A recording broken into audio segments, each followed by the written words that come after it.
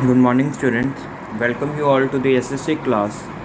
Today we will discuss Civics chapter 3rd, that is the Union Legislature. In this chapter, we will discuss why India has adopted the parliamentary system of government.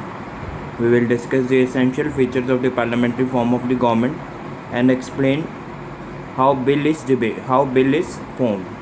ठीक है, इसमें हमने पढ़ेंगे क्या reasons है India ने parliamentary government को choose किया. ठीक है, फीचर्स पढ़ेंगे parliamentary form of government and कैसे लॉज बनाए जाते हैं, उनके स्टेप्स को डिस्कस करेंगे. एंड लास्ट में पढ़ेंगे explain how the government remains accountable to the legislature. Parliament किस तरह गवर्नमेंट डिपेंड करती है पार्लियामेंट पे. ठीक है, रिस्पॉन्सिबल रहती है. Now see we saw in the last chapter कौन सा था? Features of our constitution. India has multiple level of government. ठीक है, इंडिया में मल्टीपल लेवल गवर्नमेंट है, लोकल लेवल, स्टेट लेवल और सेंट्रल लेवल की. ठीक है, in class 6 we have discussed about local government. In class 7 we will learn about state government. This year we will learn about the union and central government. ठीक है, class 6 में हमने local government discuss की थी, class 7 में state government, और now in class 8 we will discuss about union और state और central level government. The union government, like the state government, consists of 3 organs: legislature, executive and judiciary. ठीक है, state government की तरह union government के भी 3 organs हैं: legislature, executive and judiciary. But in this chapter we will look at the union legislature, also known as parliament. But इस chapter में हम सिर्फ यूनियन लेजिस्लेचर को डिस्कस करेंगे, जिसे हम पार्लियामेंट कहते हैं. Now come on the next page. See, there is given the structure of the union government. किस तरह स्ट्रक्चर है यूनियन गवर्नमेंट का? यूनियन गवर्नमेंट के 3 पार्ट्स हैं. ठीक है, लेजिस्लेचर, एग्जीक्यूटिव एंड जुडिशरी. आगे इनके फर्दर पार्ट्स दिए हुए हैं. लेजिस्लेचर में कौन से पार्ट्स आते हैं? प्रेसिडेंट, लोकसभा, राज्यसभा.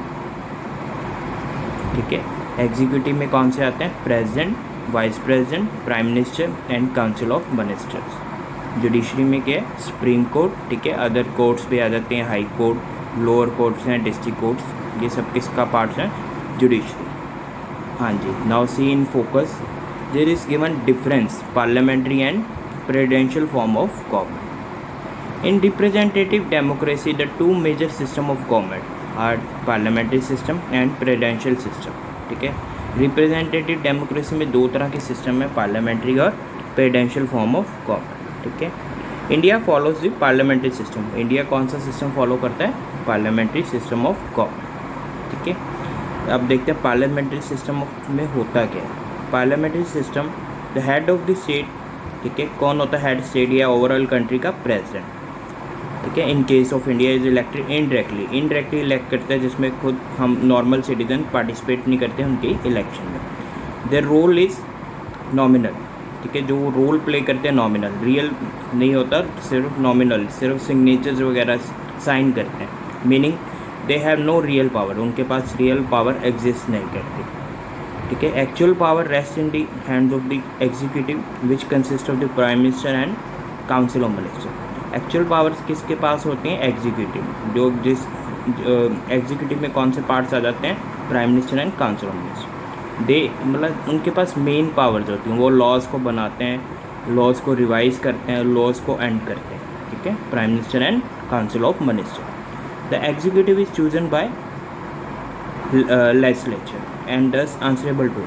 जो एग्जीक्यूटिव होता है प्राइम मिनिस्टर या काउंसिल ऑफ मिनिस्टर, इसे चूज़ कौन करता है? लेजिस्लेचर. ठीक है, जैसे मैं नॉर्मल सिटीजन्स के थ्रू मतलब जो लॉज बनाते हैं वही इन्हें चूज़ करते हैं. ठीक है, prime minister and council of minister. अगर कोई भी वो काम करते हैं तो उन्हें आंसर देना पड़ता है. किसको आंसर देना पड़ेगा? लेजिस्लेचर को. In this system each of the organs of the government is accountable to the other 2 organ. जो यहाँ पे पार्लियामेंट्री सिस्टम है, जो ईच ऑर्गन है, एग्जीक्यूटिव है, लेजिस्लेचर है, जुडिशरी है. ठीक है, अगर कोई ऑर्गन है अदर ऑर्गन्स पे डिपेंड करता है. जैसे लेजिस्लेचर है तो एग्जीक्यूटिव जुडिशरी पे डिपेंड करेगा, जुडिशरी है तो लेजिस्लेचर एग्जीक्यूटिव पे, एग्जीक्यूटिव है तो लेजिस्लेचर जुडिशरी पे. ठीक है, क्लियर, 2 ऑर्गन्स पे डिपेंड करता है. The power of the executive is thus held checked by the legislature and judiciary. जो पावर है एग्जीक्यूटिव की कौन चेक रखता है? Legislature and judiciary. The legislature can if needed dissolve the executive. Legislature के पास ये भी पावर है, अगर उन्हें लगता है एग्जीक्यूटिव अपना फंक्शन ठीक तरह नहीं कर रहे तो they have the power to dissolve, ख़त्म करने की भी उन्हें पावर है। एग्जीक्यूटिव मतलब री इलेक्शन के ऑर्डर दे सकते हैं, जिससे न्यू काउंसिल ऑफ मिनिस्टर्स की सिलेक्शन होती है।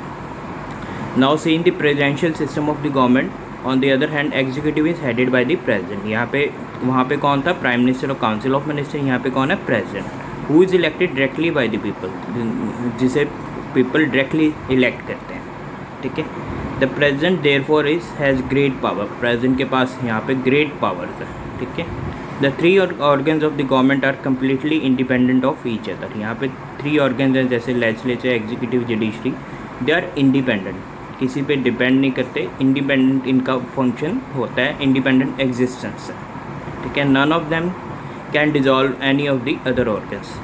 कोई भी ऑर्गन किसी दूसरे ऑर्गन्स को, टू ऑर्गन्स को डिजॉल्व ख़त्म नहीं कर सकता, क्योंकि they have their independent existence. At the time of the independence, जब इंडिया की इंडिपेंडेंस हुई 1947, the framers of the constitution opted parliamentary system of government. जो कॉन्स्टिट्यूशन बना रहे थे उस टाइम, जैसे doctor B.R. Ambedkar, doctor Rajendra Prasad, उन्होंने पार्लियामेंट्री फॉर्म इंडिया के लिए चूज़ की, ठीक है।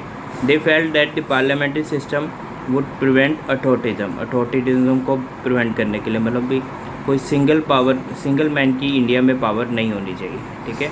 By ensuring that power is not rested in single individual के पास नहीं होनी चाहिए, but in a council of minister, मतलब ग्रुप में होने चाहिए, मिनिस्टर्स के ग्रुप में होने चाहिए, हेडेड बाय प्राइम मिनिस्टर, जिसे कौन हेड करेगा? प्राइम मिनिस्टर, ठीक है। Which in turn answerable to the legislature. जो भी पावर एग्जीक्यूटिव जिसमें prime minister, council of minister आ जाते हैं, कुछ भी जो भी वो काम करेंगे, चाहे अच्छा या बुरा, किसको आंसर करना पड़ेगा? Legislature, that makes loss. So I hope यहाँ तक आपको समझ आया होगा। Now will do the next topic, structure of the union legislature, ठीक है। यूनियन लेजिस्लेचर में कौन से पार्ट्स आ जाते हैं? Legislature of the parliament of India consist of the president, Lok Sabha and Rajya Sabha. इसमें तीन पार्ट्स हैं, president, Lok Sabha and Rajya Sabha. We will discuss in detail the difference between the Lok Sabha and Rajya Sabha, ठीक है। स्ट्रक्चर पढ़ते हैं लोकसभा राज्यसभा का। एक साइड लोकसभा का स्ट्रक्चर शो हो रहा है, एक साइड राज्यसभा का। Firstly we will discuss first point, Lok Sabha is the lower house of the parliament, it is also called the house of the people, ठीक है। ये लोअर हाउस है पार्लियामेंट का, मतलब डाउन है, ठीक है। इट इज़ हाउस ऑफ, यहाँ पे हाउस ऑफ द पीपल क्यों कहा गया? क्योंकि यहाँ पे पीपल डायरेक्टली क्या कहते हैं, मेंबर सेलेक्ट करते हैं लोकसभा के थ्रू दी वोटिंग, ठीक है, वोट डाल के, ठीक है। Rajya Sabha is also known as council of states. क्यों काउंसिल ऑफ स्टेट्स क्यों कहा गया? यहाँ पे जो हम पहले MLAs चूज़ करते हैं स्टेट में, वो पार्टिसिपेट करते हैं राज्यसभा मेंबर्स में इलेक्ट करने के लिए, that's why it is known as council of state. It is a upper house, ठीक है, वो लोअर हाउस है, it is the upper house of parliament. हाँ जी, टर्म फॉर द लोकसभा कितने मेंबर्स की क्या कहते हैं, कितने ईयर्स तक चुने जाते हैं? Lok Sabha is elected for 5 years, ठीक है, 5 ईयर के पीरियड तक इलेक्ट किए जाते हैं, unless dissolve earlier bye the president on the advice of the council of minister. कई बार ये पहले भी क्या कहते हैं ब्रेक की जा सकती है, प्रेसिडेंट के मतलब प्रेसिडेंट ब्रेक कर सकता है अगर कोई काउंसिल ऑफ मिनिस्टर कहता है भी अपना फंक्शन ठीक तरह नहीं कर रही। Lok Sabha can be extended, Lok Sabha का पीरियड इंक्रीज भी किया जा सकता है 1 ईयर ड्यूरिंग द एमरजेंसी के टाइम पे, ठीक है। Rajya Sabha is a permanent body, Rajya Sabha एक परमानेंट हाउस है, ठीक है। इसे ब्रेक करना नॉट मतलब इसे it can not be break, ठीक है, यहाँ पे ब्रेक करना पॉसिबल नहीं है। Unlike the Lok Sabha it can not be dissolve, इसे डिजॉल्व नहीं किया जा सकता।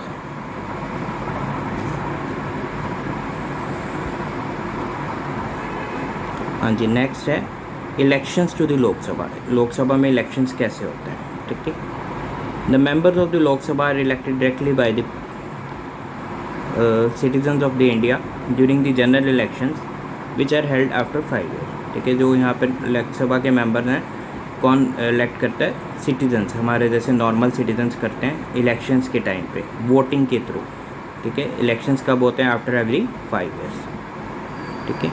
All citizen above the age of 18 years are eligible to vote, जिनकी सिटीजन्स की एज, ठीक है, 18 ईयर्स है और या 18 से अबव है, दे आर एलिजिबल, ठीक है।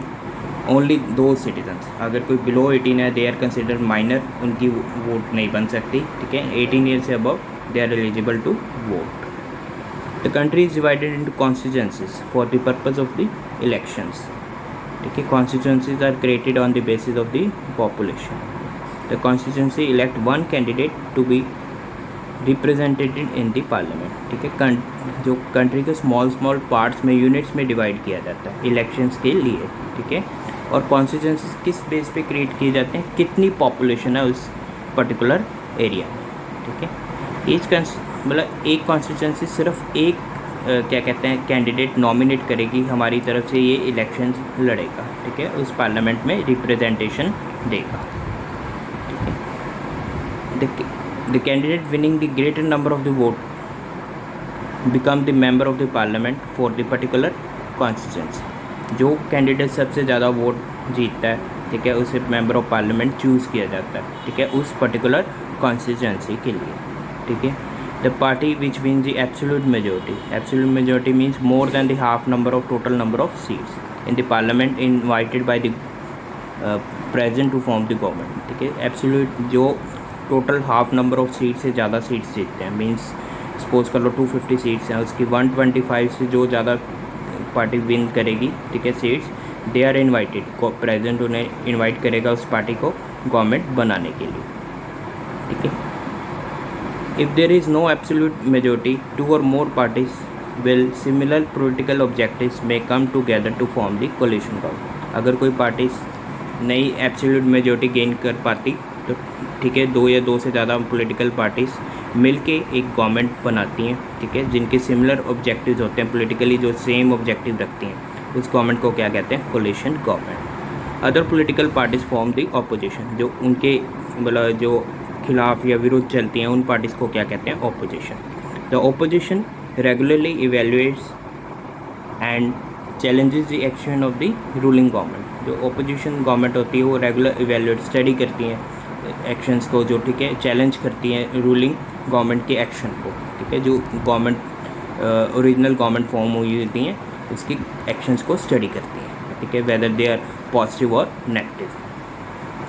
हाँ जी, now see the elections to the Rajya Sabha. Rajya Sabha में इलेक्शंस कैसे होते हैं।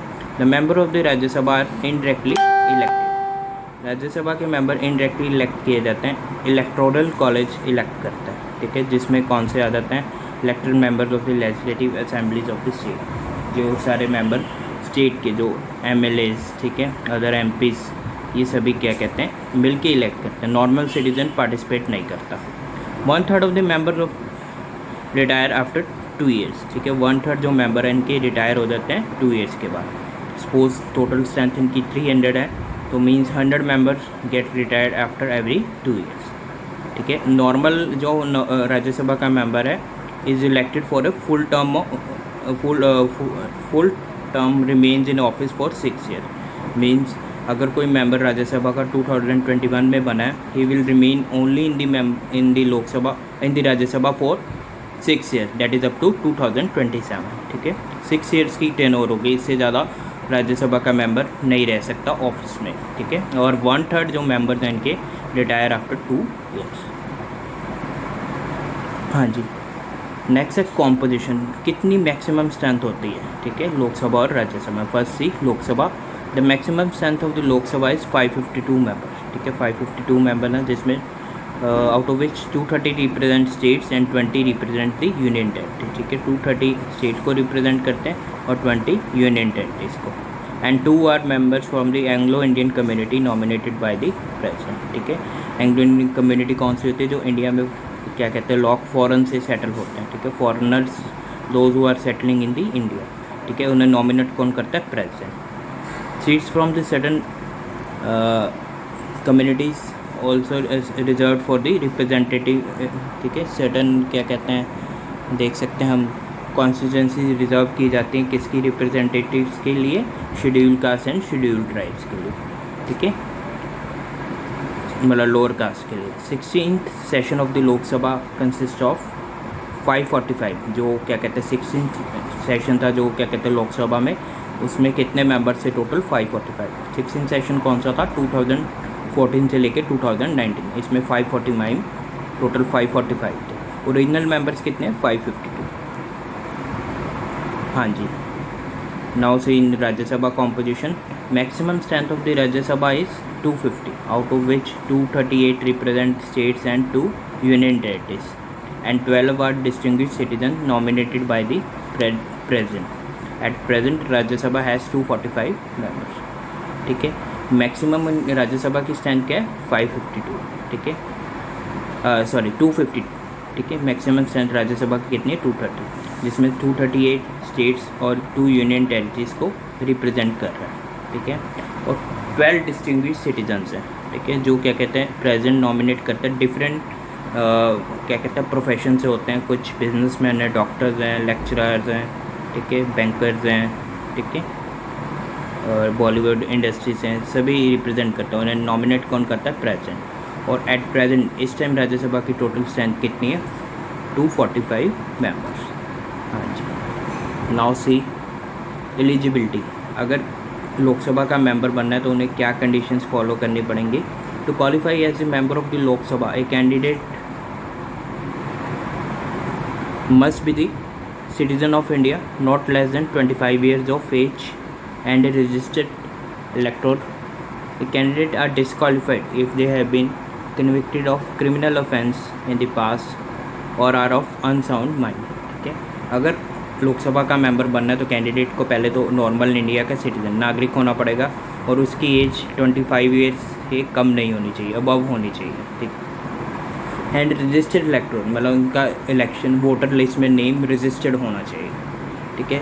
कैंडिडेट्स को डिसक्वालीफाई भी किया जा सकता है अगर उन्होंने कोई पास में कोई क्राइम कमिट किया हुआ है या they are mentally unfit, mentally या साउंड नहीं है या अनफिट है, ठीक है, they can be disqualified. Now see eligibility to become the member of Rajya Sabha, क्या राज्यसभा की मेंबर बनने के लिए क्या कंडीशन ज़रूरी हैं, ठीक है। To qualify the member of the Rajya Sabha the qualification of to be the member of the Rajya Sabha are the same for the qualification of required for the member of the Lok Sabha, except the candidate must not be less than 30 years of age, ठीक है। Qualification Lok Sabha और राज्यसभा की same है, सिर्फ एक difference है, वहाँ पे मिनिमम एज कितनी है लोकसभा में मेंबर बनने के लिए 25 और यहाँ पे कितनी है मिनिमम एज 30। बट अगर आपको कई बार क्वेश्चन पूछा जाता है what are the conditions to become the member of the what are the qualification to become the member of the Rajya Sabha, तो आप लोगों ने ऐसे आंसर नहीं लिखना भी they are the qualification to become the member of the Rajya Sabha is same as that of Lok Sabha except that the members age should not be less than 30 years. नहीं, पूरी कंडीशंस लिखनी है। Member should B citizen of the India, ठीक है, a member should be registered elector, ठीक है, उनका name should be registered on the elector clear. And a member can be a citizen, a candidate can be disqualified if they have convicted any criminal offense in the past and or of unsound mind। ये full conditions लिखनी है, ठीक है, नहीं तो आपको marks नहीं मिलेंगे। हाँ जी। प्रिजाइडिंग ऑफिसर, लोकसभा में प्रिजाइडिंग मतलब मीटिंग्स को हेड कौन करता है, speaker is the presiding officer of the Lok Sabha, ठीक है। जो भी मीटिंग्स होंगी इसमें डील हेड या कौन करता है presiding, that is speaker, clear। Now in the case of the Rajya Sabha, presiding officer is the vice president of India is the presiding officer of the Rajya Sabha। यहाँ पे राज्य सभा में main meetings को कौन head करता है, vice president of India, ठीक है। वेंकैया नायडू जैसे वाइस प्रेसिडेंट में ये मीटिंग्स को हेड करते हैं, clear. So I hope you understood this difference between the Lok Sabha and राज्य सभा, clear. Next comes the functions of the union legislature, ठीक है। मेन फंक्शंस देखते हैं यूनियन लेजिस्लेचर के क्या होते हैं। The responsibilities of the parliament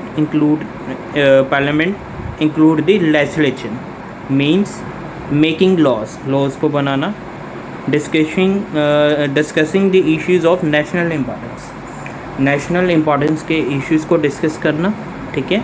passing the budget को पास करना मतलब फाइनेंशियल बजट को। होल्डिंग द एग्जीक्यूटिव अकाउंटेबल मतलब executive means prime minister and council ministers के ड्यूटीज़ को चेक रखना, ठीक है, whether they are performing their duties perfectly और not. Let us look at two of the key responsibilities of the parliament, ठीक है। हम मेन 2 रिस्पॉन्सिबिलिटीज़ इस चैप्टर में पढ़ेंगे। फर्स्ट है the passing of laws and second is the holding the executive accountable, ठीक है। किस तरह लॉज पास किए जाते हैं और किस तरह एग्जीक्यूटिव अकाउंटेबल मतलब मीन रिस्पॉन्सिबल है। हाँ जी, first see the parliament is the legislative organ of the government. It makes the main function of the parliament is to make new laws, revise और रिपील मीन्स कैंसिल और revoke existing laws, ठीक है। जो parliament है legislative organ है जो laws को बनाता है, ठीक है। और इसका मेन फंक्शन क्या है? नए लॉज को बनाना, मेक न्यू लॉज, रिवाइज मतलब अगर कोई पुराना उसमें चेंजेस लेके आना, रिपील कैंसिल करना, कोई रोज़ मतलब रिपील मतलब कोई लॉज ठीक तरह नहीं बने हुए, अगर कोई लॉज प्रॉब्लम क्रिएट कर रहे हैं तो उन्हें कैंसिल करना, ठीक है, रिवॉक या कैंसिल करना, ठीक है। Now C law making process in the parliament. Law कैसे बनते हैं पार्लियामेंट में, इसका प्रोसीजर शो किया हुआ है।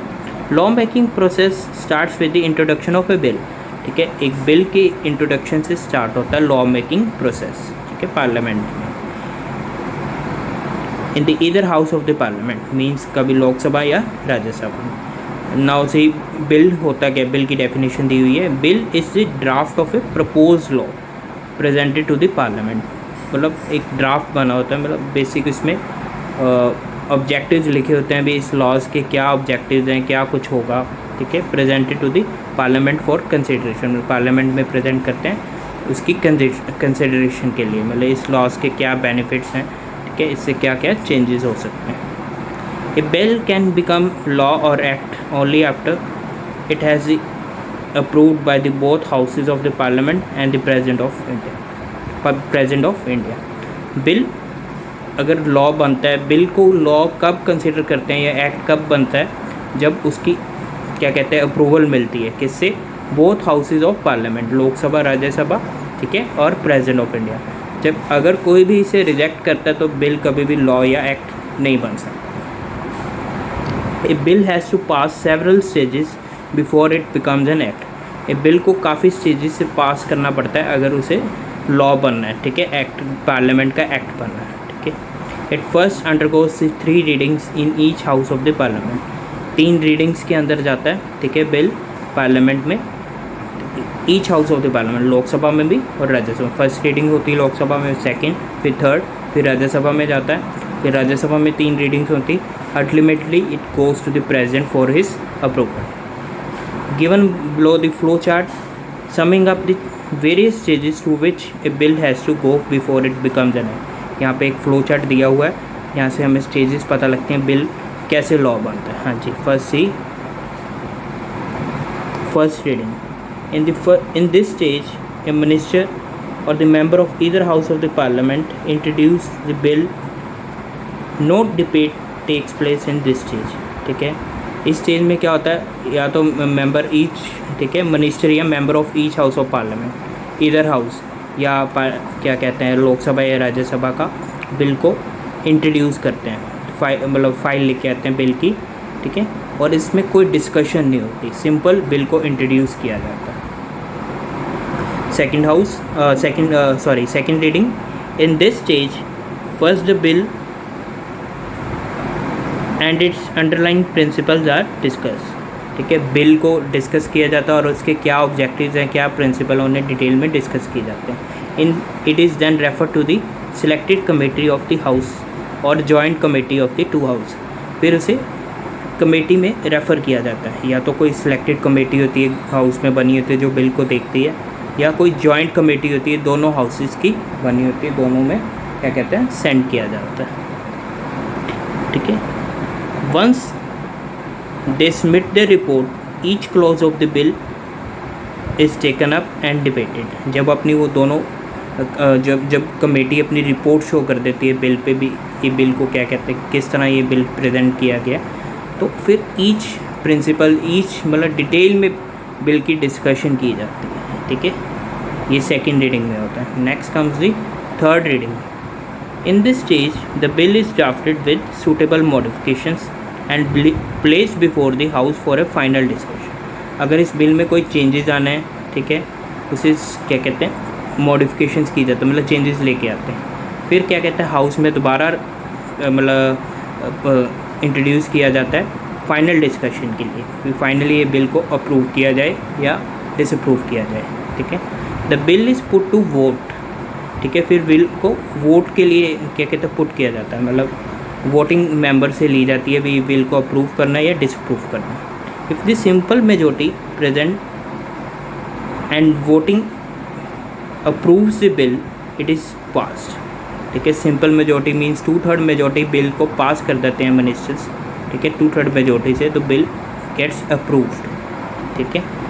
The bill is then send to the other house for its consideration, ठीक है। पहले लोकसभा में मतलब सिंपल ये प्रोसेस फॉलो किया जाता है, फिर ठीक है राज्यसभा में बिल को इंट्रोड्यूस किया जाता है फॉर इट्स कंसिडरेशन। फिर जब राज्यसभा इसे अप्रूव कर देती है, then it is gets to president for his और हर अप्रूवल, मतलब प्रेसिडेंट के पास भेजा जाता है उनकी अप्रूवल लेने के लिए, ठीक है।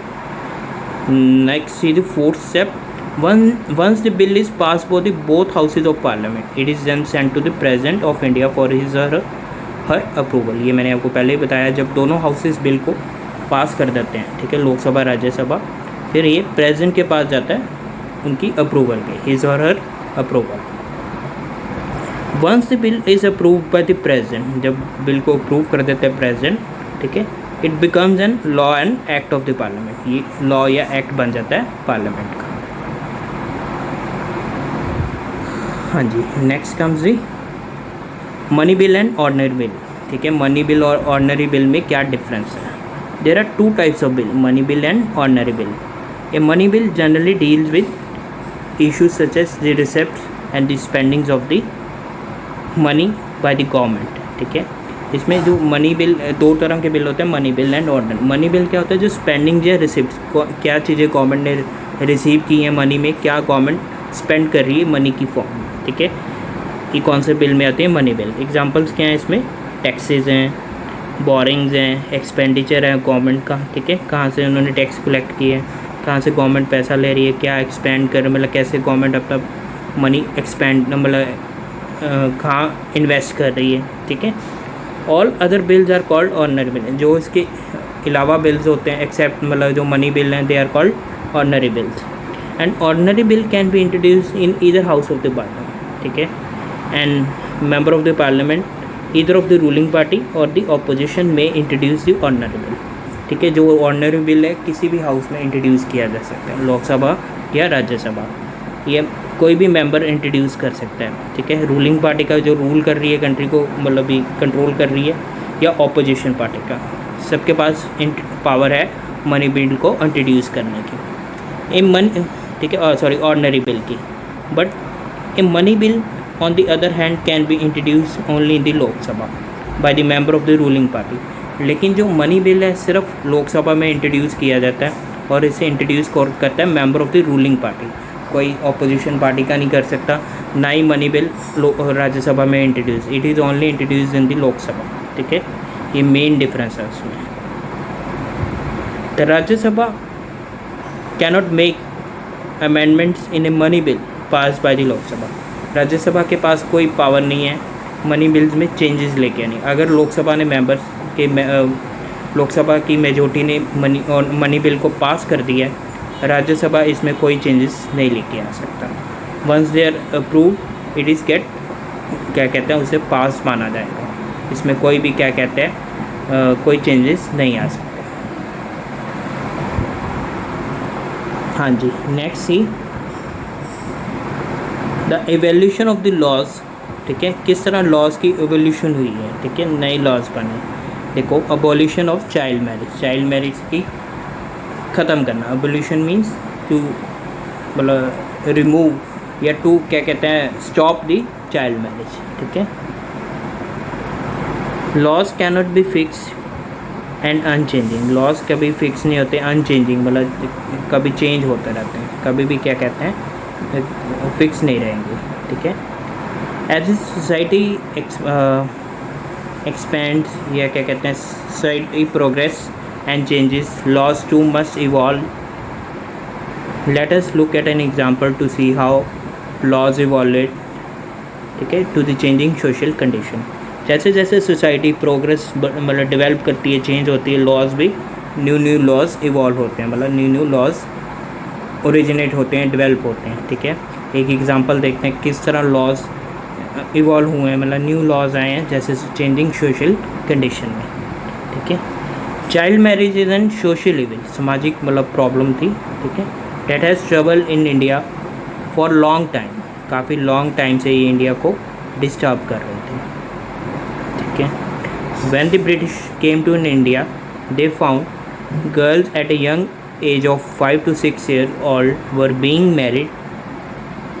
ठीक है, और जब ब्रिटिशर्स इंडिया में मतलब ब्रिटिशर्स ने इंडिया पे आए थे 1850s में. ठीक है, उन्होंने देखा गर्ल्स की मैरिज बहुत यंग एज में की जाती थी, इंडियन गर्ल्स की at a very young age of 5 or 6 years. ठीक है, एंड टू स्टॉप दिस, ठीक है, ब्रिटिशर्स ने इन्हें ख़त्म करने एक स्टेप लिया. Child marriage restraint act was pass in 1929. ठीक है, एक child marriage restraint act pass किया. ठीक है, एक्ट लगाया. उसमें क्या फ़िक्स किया उन्होंने, बॉयज़ और गर्ल्स की मैरिज की एज फ़िक्स की थी. It fix the age of the marriage for the girls at 14 years and boys at 18 years. As the awareness grew, minimum age was amended to girls 18 and boys 21. ठीक है, पहले उन्होंने boys की as 18 की थी और गर्ल्स की क्या कहते हैं 14. लेकिन जैसे जैसे अवेयरनेस ग्रो होती रही, मतलब चेंजेस लेके आए, उन्होंने फिर क्या कर दिया, गर्ल्स की 18 और बॉयज़ की 21. हाँ जी, but the law had many loop hole, लेकिन लॉ स्ट्रिक्टली इंडियन पीपल ने फॉलो नहीं किया. ठीक है, because and many communities use excuse of personal laws and custom. मतलब इंडियन लोग क्या कहते हैं, कस्टम्स कहते हैं, मतलब पुराने रीति रिवाजों में विश्वास करते थे. ठीक है, इसलिए उन्होंने ये प्रोसिक्यूशन को क्या कहते हैं, उन्होंने प्रोसिक्यूट किया, इस लॉज को प्रॉपरली फॉलो ही नहीं किया. And the child marriage continue in India. ठीक है, चाइल्ड मैरिज अभी भी क्या कहते हैं इंडिया में उस टाइम में भी कॉन्टिन्यूड की. After the independence many amendments were made to this law. India की इंडिपेंडेंस के बाद 1947 के बाद भी ये लॉज में क्या कि काफ़ी चेंजेस इस लॉ में आती रही. ठीक है, but the law still lack थी, मतलब इस लॉ में अभी भी कोई प्रॉपर फंक्शन नहीं हो रहा था, मतलब लॉ प्रॉपरली इसने अपनी स्ट्रेंथ नहीं गेन की थी. Finally after the repeated appeals from the women bodies and social activist. ठीक है, वुमेन बॉडीज़ थी जो वुमेन का वेलफेयर करती थी, और कुछ सोशल मतलब रिफॉर्मर्स थे, उन्होंने एक लॉ फाइनल एक prohibition of child marriage act pass किया था 2006. ठीक है, इस एक्ट में क्या था, adult man above the age of 18 years who married minor girls could be sentenced to rigorous imprisonment for 2 years. अगर कोई अडल्ट मैन जिसकी एज 18 ईयर से ज़्यादा है माइनर गर्ल को मतलब मैरिज करेगा, मतलब बिलो द एज ऑफ 18, मतलब उसे स्ट्रिक्ट पनिशमेंट दी जाएगी for 2 years. It allowed the women to annul the marriage. उन्हें मतलब वुमेन को परमिशन दी थी वो अपनी मैरिज को ख़त्म कर सकता है. वंस दे बिकम अडल्ट, जब वो अडल्ट हो जाएंगी तो अपनी मैरिज को ख़त्म कर सकते हैं. After the marriage was annulled, जब उनकी मैरिज ख़त्म हो जाएगी, ठीक है, the ex husband has to pay the women maintenance till she married. ठीक है, टिल शी रीमैरिड. ठीक है, वो उन्होंने एक क्लॉज और भी रखा था, जब तक क्या कहते हैं मैरिज वॉज अनल्ड, जब मैरिज को ख़त्म हो जाएगी द एक्स हस्बैंड, जो उनके वुमेन के एक्स हस्बैंड है, दे have to pay the maintenance cost. Maintenance में उन्हें कुछ चार्जेस पे करने पड़ेंगे. ठीक है, इन द मतलब जो कोर्ट सेट करेगी till the women get remarriage, जब तक उस वुमेन की दोबारा रीमैरिज नहीं हो जाती. The accountability of the executive to the parliament. किस तरह एग्जीक्यूटिव मतलब पार्लियामेंट एग्जीक्यूटिव पे कंट्रोल सेटअप करता है. ठीक है, in a parliamentary democracy one of the important function of the legislature is to keep the check on the executive. मतलब किस तरह अपना चेक मेंटेन करता है लेजिस्लेचर एग्जीक्यूटिव पे. This means that the ministers are individually and collectively accountable to the parliament. Ministers जो भी individually हैं, ठीक है, अगर कोई collectively decision लेते हैं या कोई body के through decision लेते हैं, they have to answer to the parliament. ठीक है, their functions are checked by parliament. The member of the parliament, especially those belonging to the opposition, can question the ruling government. ठीक है, जो members होते हैं parliament की जिनकी government नहीं बनी, they belong to the opposition government, can question the ruling government. Ruling government को क्वेश्चन कर सकते हैं उनके डिसीजन के कंसर्न में, ठीक है, of their actions and policies. This is done in following ways. इसे करने के लिए कुछ वेज हैं, स्टेप्स हैं. First see question hour. The first hour of every sitting of the parliament is known as question hour. जो first hour होता है जब पार्लियामेंट की मीटिंग स्टार्ट होती हैं, ठीक है, उस आर को क्या कहते हैं, question hour. During this hour, इस आर में क्या होता है, member of the parliament raise the questions about the decision taken by the executive. ठीक है, जो मेंबर्स होते हैं पार्लियामेंट्स के, वो क्वेश्चन करते हैं भी डिसीजंस जो क्या कहते हैं एग्जीक्यूटिव ने, काउंसिल ऑफ मिनिस्टर ने लिए हैं, उन पे क्वेश्चन सेट करते हैं. ठीक है, all questions are address to the presiding officer of the house. जो भी क्वेश्चन वो पूछते हैं वो किसको प्रिजाइड करके किसको हेड एड्रेस करते हैं, speaker of the Lok Sabha, means head of the Lok Sabha. ठीक है, प्रिजाइडिंग ऑफिसर या head of the Lok Sabha. But are to be answered by the minister. लेकिन इन्हें आंसर कौन करता है, मिनिस्टर आंसर करता है. They are addressing to the presiding officer, but these questions are answered by the ministers.